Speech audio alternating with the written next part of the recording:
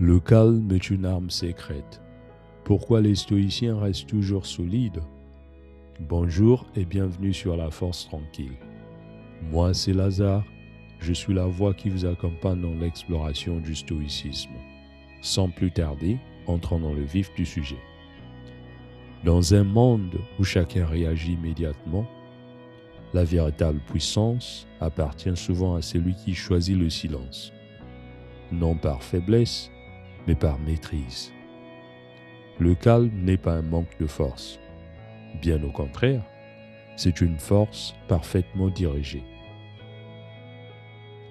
On nous a fait croire que pour gagner, il fallait parler plus fort, répondre plus vite et prendre le contrôle de chaque échange. Mais regardez bien, les personnes vraiment solides ne s'agitent pas. Elles observent, elles respirent, elles choisissent. Les stoïciens avaient compris quelque chose que notre époque a oublié. Le calme est une forme de supériorité intérieure. Quand vous restez calme, vous pensez plus clairement. Vous voyez ce que les autres ne voient pas. Vous ne donnez pas votre énergie à la provocation.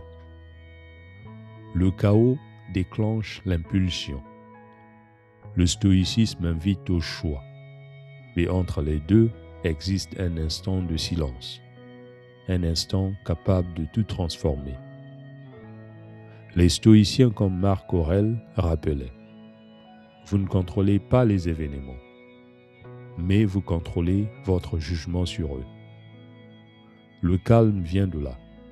Il ne dépend pas d'un tempérament naturel, mais d'une discipline intérieure.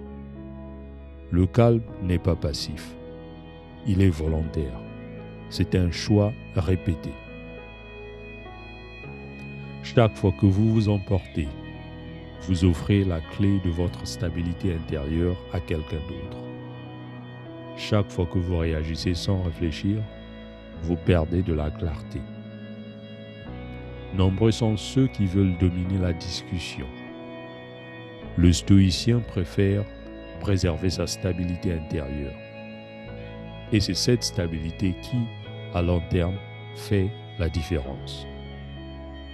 Il y a 3 pratiques simples pour développer cette superpuissance. Pratique numéro 1, ralentissez votre respiration quand la tension monte. Pratique numéro 2, observez votre émotion comme si elle ne vous appartenait pas. Pratique numéro 3, posez-vous la question suivante. Est-ce que cette situation mérite mon énergie? Le calme n'est pas inné. Il se forge par la pratique, comme une force invisible qui grandit avec le temps.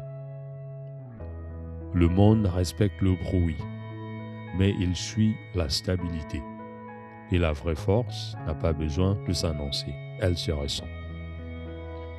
Si cette philosophie vous parle, abonnez-vous pour continuer à explorer la force tranquille avec nous. Ici, nous apprenons à devenir plus solides, inébranlables et stables sans devenir plus durs. Je vous remercie de m'avoir suivi. On se retrouve dans la prochaine vidéo. Bien de choses à vous.